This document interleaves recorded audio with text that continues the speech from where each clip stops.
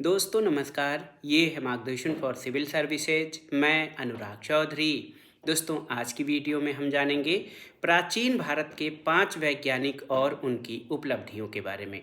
आप ये जानकर आश्चर्यचकित हो जाएंगे कि भारत में प्राचीन काल से ही कई प्रकार के विज्ञान की खोजें और शोध कार्य हुए हैं। इसमें हम प्राचीन भारत के कुछ वैज्ञानिक और उनकी उपलब्धियों के बारे में जानेंगे। सबसे पहले आइए जानते हैं आर्यभट्ट के बारे में। दोस्तों आर्यभट्ट 5वीं सदी के गणितज्ञ, खगोल शास्त्री, ज्योतिषी और भौतिक विज्ञानी थे और 23 वर्ष की उम्र में इन्होंने आर्यभट्टियम नामक ग्रंथ की रचना की, जो उनके समय में गणित का सार है। और आर्यभट्ट ने ही सबसे पहली बार पाई का मान 3.1416 निकाला था। ये भी बहुत ही महत्वपूर्ण है। और आर्यभट्ट ने ही सबसे पहले बताया कि शून्य केवल अंक नहीं बल्कि एक प्रतीक और अवधारणा है, और वास्तव में शून्य के आविष्कार का जो श्रेय है वो आर्यभट्ट को दिया जाता है।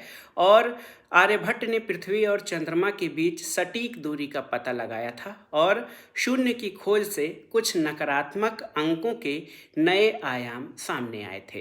दोस्तों आर्यभट्ट ने विज्ञान के क्षेत्र में खासकर खगोल शास्त्र में बहुत अधिक कार्य किया और इनको खगोल शास्त्र के पिता के तौर पर भी जाना जाता है। और हम जानते हैं कि प्राचीन भारत में खगोल शास्त्र विज्ञान बहुत उन्नत था और खगोल विज्ञान की जो शिक्षा थी नालंदा में बहुत ही महत्वपूर्ण थी, और वहाँ पर एक प्रसिद्ध खगोल वेधशाला भी स्थित था।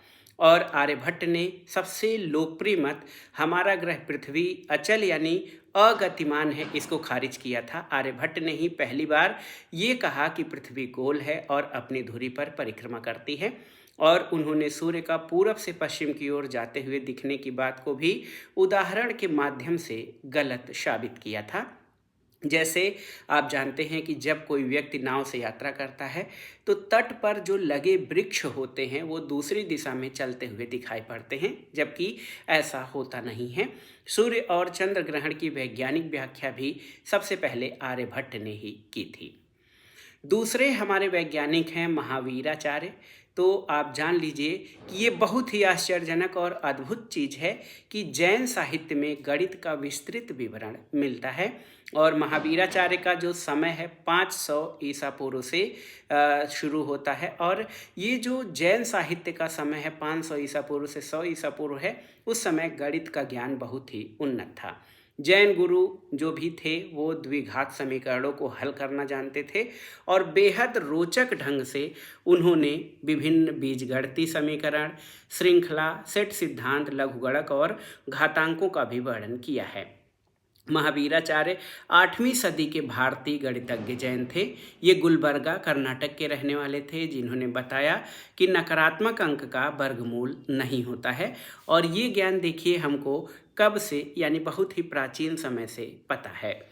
850 ईस्वी में दोस्तों जैन गुरु महावीराचार्य ने गणित सार संग्रह की रचना की थी, और वर्तमान समय में अंक गणित पर लिखा गया ये पहला पाठ्य पुस्तक रहा है। दोस्तों इन्होंने दी गई संख्याओं के लघुत्तम समापवर्त यानी एलसीएम निकालने का तरीका भी बताया था, तो महावीराचार्य की ही देन है। अंक गणितीय अनुक्रम के वर्ग श्रृंखला के जोड़, दीर्घवृत्त और क्षेत्रफल और परिधि के लिए प्रयोग नियम भी महावीराचार्य ने ही दिए थे। और आश्चर्यजनक बात यह है कि अपने समय में उन्होंने समभुज, समद्विबाहु त्रिकोण, विषम कोण, वृत्त और अर्धवृत्त के कुछ नियम बताए थे, और चक्रीय चतुर्भुज के किनारों और विकर्ण के लिए भी समीकरण महावीराचार्य ने ही दिया था। तो ये थे हमारे दूसरे महान वैज्ञानिक प्राचीन भारत के। तीसरे वैज्ञानिक जिनकी हम चर्चा करेंगे वो हैं वाराहमिहिर। दोस्तों वाराहमिहिर पहले वैज्ञानिक थे जिन्होंने दावा किया कि दीमक और पौधे भूमिगत जल की उपस्थिति के संकेतक हो सकते हैं। बहुत ही महत्वपूर्ण जानकारी है। सबसे पहले वैज्ञानिक वाराहमिहिर थे जिन्होंने कहा कि दीमक और पौधे भूमिगत जल की उपस्थिति के संकेतक हो सकते हैं। और आप जान लीजिए कि इन्होंने ये महत्वपूर्ण जानकारी दी थी कि अपने घर की नमी बनाए रखने के लिए, ये पानी लाने के लिए काफ़ी गहराई के स्तर तक, पानी की सतह तक चले जाते हैं। बृहद संहिता इनका महत्वपूर्ण ग्रंथ है। इसमें इन्होंने भूकंप बादल सिद्धांत दिया था।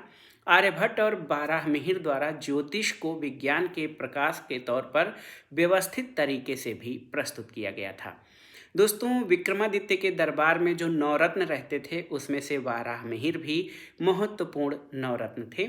वाराहमिहिर द्वारा की जाने वाली भविष्यवाणियां इतनी सटीक होती थीं कि राजा विक्रमादित्य ने उन्हें वराह की उपाधि से सम्मानित किया था। और विज्ञान के इतिहास में सबसे पहली बार इन्होंने ही दावा किया था कि कोई बल है जो गोलाकार पृथ्वी की वस्तुओं को आपस में बांधे रखता है, जिसको बाद में गुरुत्वाकर्षण के नाम से जाना गया। इस बल की खोज सबसे पहले वाराहमिहिर के द्वारा ही की गई थी। इन्होंने ये भी कहा था कि चंद्रमा और ग्रह अपनी खुद की रोशनी से नहीं बल्कि सूर्य की रोशनी की वजह से चमकते हैं। तो हमारे सौर मंडल में जो प्रकाश और ऊष्मा का ऊर्जा का जो केंद्र है वो सूर्य है। और वाराहमिहिर के गणितीय कार्यों में जो त्रिकोणमितीय सूत्रों की खोज है ये बहुत ही महत्वपूर्ण है। इसके अलावा ये पहले गणितज्ञ थे जिन्होंने ऐसे संस्करण की खोज की जिसे आज की तारीख में पास्कल का त्रिकोण कहा जाता है, और ये द्विपद गुणांक की भी गणना किया करते थे। तो इससे आप अनुमान लगा सकते हैं कि भारत में प्राचीन काल में ही जो गणित था और विज्ञान था उसकी कितनी प्रगति हुई थी। चौथे वैज्ञानिक हैं चरक। चरक ने आयुर्वेद और चिकित्सा पर महत्वपूर्ण कार्य किया है। इनका महत्वपूर्ण ग्रंथ चरक संहिता है। इनको प्राचीन भारतीय चिकित्सा विज्ञान का पिता यानी प्राचीन भारतीय चिकित्सा का जनक भी कहा जाता है। और चरक राजा कनिष्क जो कि कुषाण शासक थे उनके दरबार में राज्य वैद्य यानी जो कहा जाए शाही डॉक्टर या शाही वैद्य के रूप में थे। चिकित्सा पर इनकी महत्वपूर्ण पुस्तक चरक संहिता है और इसमें इन्होंने रोगों के विवरण के साथ उनके कारणों की पहचान और उपचार के तरीके भी बताए हैं। पाचन, उपापचय, प्रतिरक्षा के बारे में बताने वाले ये पहले व्यक्ति थे और इन्हें आनुवांशिकी की मूल बातें भी पता थीं। तो चिकित्सा के जनक के रूप में चरक महत्वपूर्ण है। पांचवें वैज्ञानिक जिनकी हम बात करेंगे महर्षि पतंजलि हैं। महर्षि पतंजलि को योग के पिता यानी योग के जनक के रूप में जाना जाता है। इन्होंने योग के 195 सूत्रों का संकलन किया था। और आप जान लीजिए योग को व्यवस्थित रूप में प्रस्तुत करने वाले ये पहले व्यक्ति थे।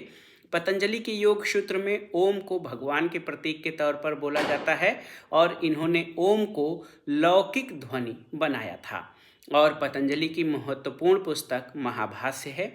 और आप जान लीजिए कि ये एक निबंधकार थे जिन्होंने प्राचीन भारतीय चिकित्सा प्रणाली यानी आयुर्वेद पर भी लिखा था। भारत के शास्त्रीय नर्तक उन्हें बुलावा भेजते थे, उनका सम्मान करते थे और ऐसा माना जाता है कि पतंजलि की जीव समाधि तिरुपट्टूर ब्रह्मपुरेश्वर मंदिर में स्थित है। ये भी महत्वपूर्ण जानकारी है आपके लिए।